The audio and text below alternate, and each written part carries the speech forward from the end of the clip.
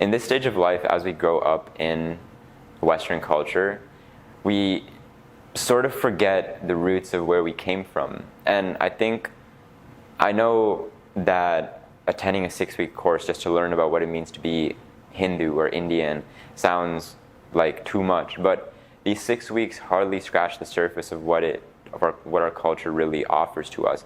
And the thing is, it's not something that we're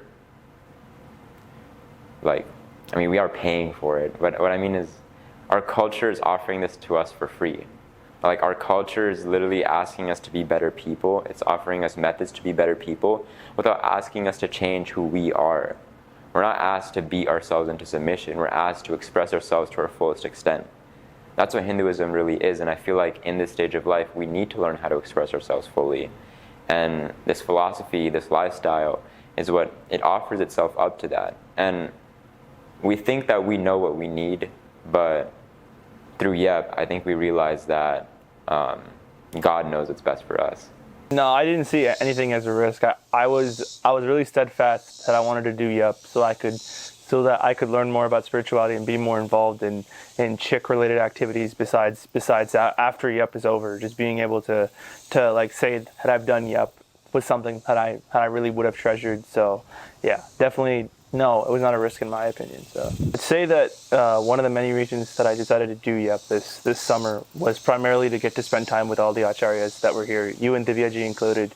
I got to spend a lot of like 6 weeks with everybody, and then got to like interact with different Swamijis that like came through and everything. But I think most of it was wanting to learn more about spirituality from people who have done the Vedanta course and like people who have dedicated their life towards this single purpose. So okay, so like for me, I heard so much about the food. Like my sisters and I are all like big foodies. Yeah. And so like I heard about like all like the Thai food and the Italian food, and I was like, yes, like give me some of that, right?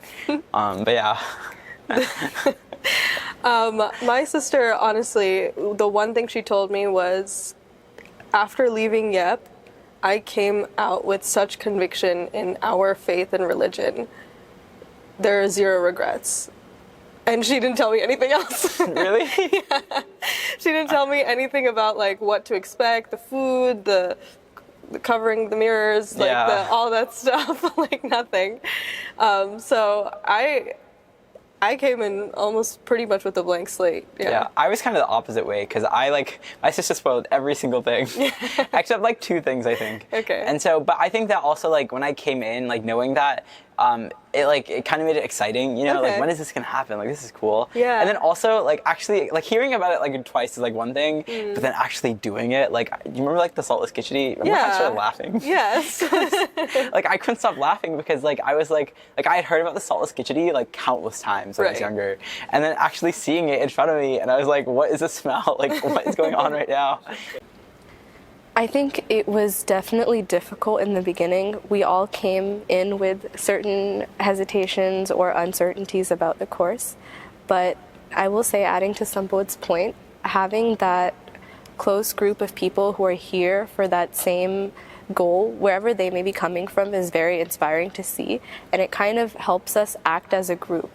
You know, whether it's going for yoga or getting up after break to workshop, initially, that feeling of, okay, I need to like continue, everyone else is doing it, follows.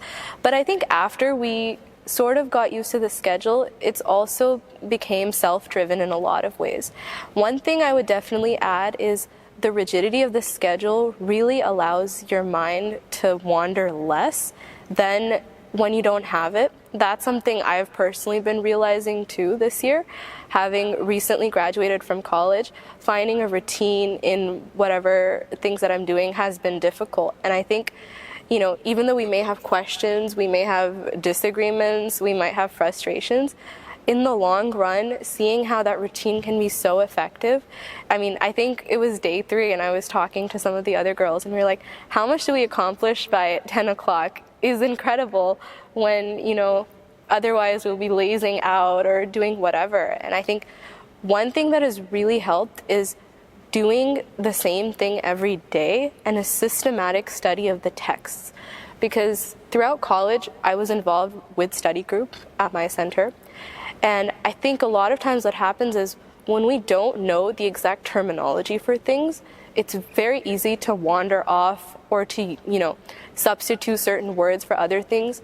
But especially for me, a lot of the stories really appeal as a dancer. I can see them a lot.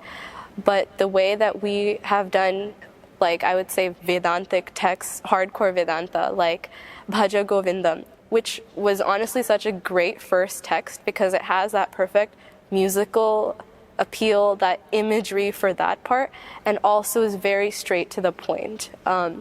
Followed by then Tattva Bodha, which is just all the fundamentals. What is Atman? What is Brahman?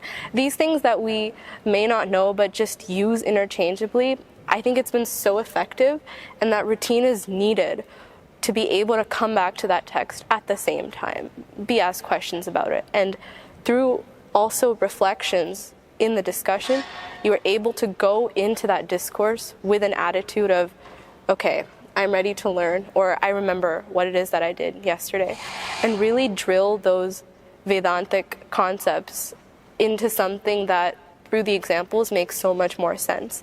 And I think in addition to that, it's not just a schedule where we have discourses all day long, or it's just okay, let's just choose 5 o'clock arbitrarily. Everything has a purpose to it.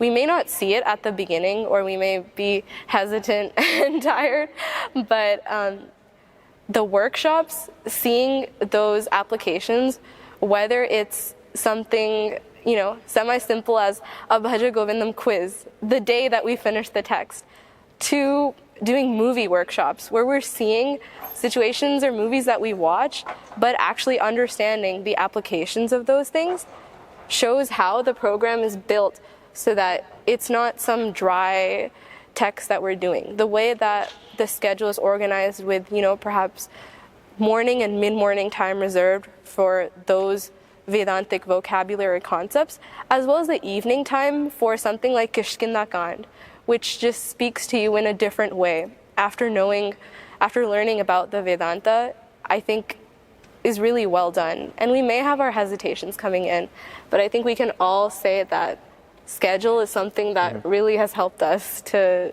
better understand whatever it is we're learning and to grow in that. It's something we hope to take away with us when we get back.